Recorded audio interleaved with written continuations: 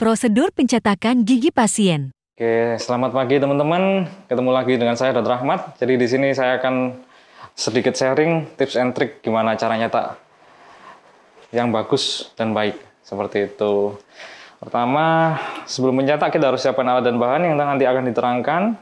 Kemudian posisi pasien. Kalau untuk pencetakan yang dilakukan untuk rahang atas, sebaiknya posisi pasien dalam kondisi duduk tegak. Ayo duduknya yang tegak.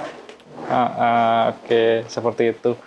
Kemudian perlu kita lakukan pengukuran dari ukuran sendok cetak ya, karena sendok cetak itu ukurannya ada bermacam-macam. Seperti itu.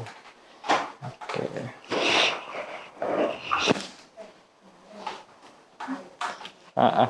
Ya dulu ya Mas, boleh.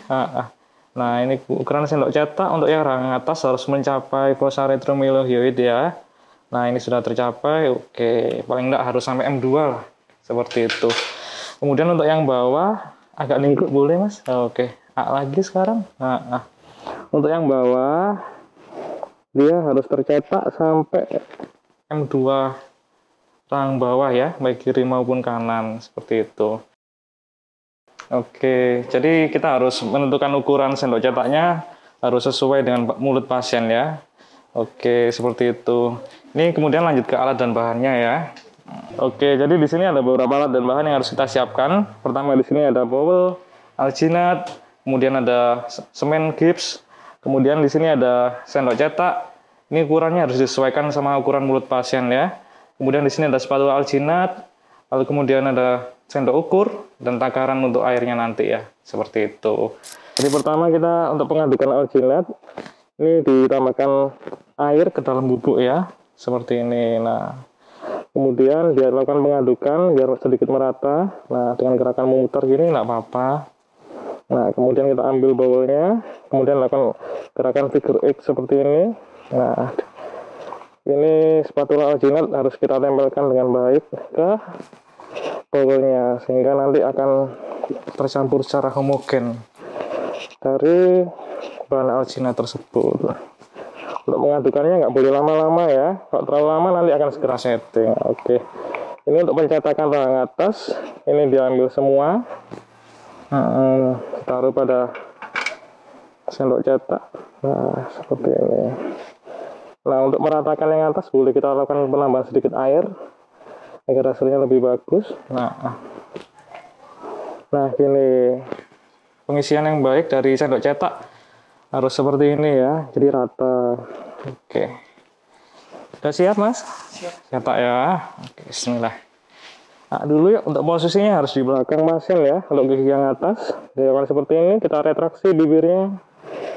Nah, seperti itu. Oke, mau muntah? Sakit? Enggak, oke. Untuk tipsnya biar pasiennya nggak muntah, duduknya boleh tegak lagi, nunduk ke bawah. Nunduk ke bawah lagi. Nah, seperti ini. Oke. Lalu kemudian kita tunggu ya beberapa saat hingga alginatnya mengeras seperti itu. Mas yang tenang ya. Tarik nafas yang panjang lewat hidung. Kita cek ya konsistensi dari alginatnya. Jika memang sudah keras, boleh kita cek menggunakan kuku gini, kita tekan-tekan. Kalau sudah nggak berbekas berarti ya sudah. Oke. Boleh nunduk lagi Mas. Kemudian kita lepas seperti ini ya. Kita retraksi pipinya. Kita gerakan perlahan, jangan sampai pasien merasa nggak. Nah, seperti ini hasilnya. Nah, dari hasil ini kita bisa dapati ya bahwa cetakan yang bagus itu harusnya seperti ini kondisinya. Struktur anatomisnya tercetak semua. Di sini frenulum tercetak, kemudian sampai belakang sini juga tercetak seperti itu. Struktur gigi juga tercetak dengan baik, palatum juga tercetak dengan baik. Namun di sebelah sini kurang bagus ya. Ini frenulum nggak kecetak, jadi berbeda. Antara yang ini sama yang ini berbeda. Nah, ini juga tidak tercetak readnya di sini seperti itu. Gitu ya. Oke, ini untuk pencetakan yang bawah, posisinya kita harus di depannya pasien gini ya, nggak boleh di belakang keliru kalau seperti itu. Ya boleh buka mulut dulu pasiennya, dulu yang lebar, kemudian kita retraksi pipinya maupun labialnya, kemudian kita tekan ke bawah gini ya, pelan aja. Oke, lalu kita instruksikan pasien untuk lidahnya ke atas belakang. Oke, sudah. Boleh maju ke depan Mas lidahnya. Oke, ke depan lagi. Sudah. Sekarang biasa aja, relax ya. Kemudian kita pegangi terus hingga alginatnya setting ya, atau menjadi keras seperti itu. Oke, ini sudah kayaknya. Kemudian kita cek ya, dia sudah kering atau belum, udah setting atau belum. Nah, ini sudah setting. Oke, kita retraksi dulu pipinya, kemudian kita gerakan perlahan, naik turun, nah hingga terlepas semua. Oke, seperti itu. Boleh kumur-kumur lagi, Mas. Ini setelah kita lakukan pencetakan anatomis tadi, perlu kita lakukan pengecoran ya, untuk mendapatkan replikasi positif dari kondisi anatomis pasiennya, seperti itu. Oke, ini untuk caranya. Pertama kita siapkan air sesuai dengan takarannya, kemudian kita siapkan juga gips tipe biru ini, gips tipe 3. Nah, untuk penambahannya kita lakukan penambahan dari gips ke airnya ya, jangan sampai terbalik, seperti itu. Nah, kita tambahkan sedikit-sedikit saja, jangan terlalu banyak.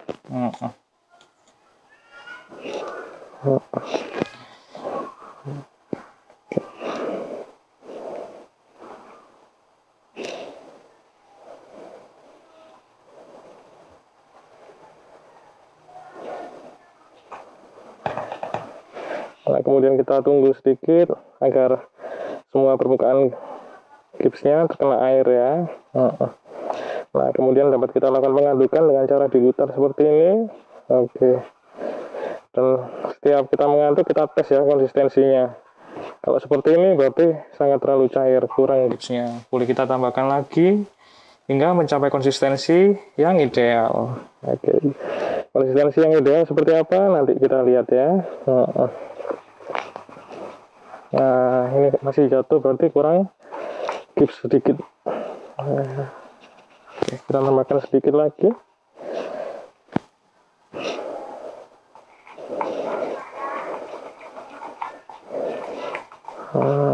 Kalau di klinik atau di tempat rekan-rekan sejawat ada vibrator, bisa kita gunakan, itu lebih enak itu. Kalau tidak ada ya kita pukul seperti ini, biar udara yang terjebak di dalam keluar semua ya, seperti itu. Oke, kemudian kita aduk lagi, kita cek konsistensinya sudah lumayan oke. Lalu kita aplikasikan di cetakan anatomis tadi ya. Nah, kita pertama ambil sedikit saja, kemudian kita taruh di bagian palatum sini. Nah, ini nanti kita biarkan mengalir. Nah, seperti ini, mengalir turun ke bagian giginya. Oke, kalau sudah seperti ini boleh kita ketuk-ketukan. Nah, seperti ini, agar dia mengisi ruang-ruang yang kosong.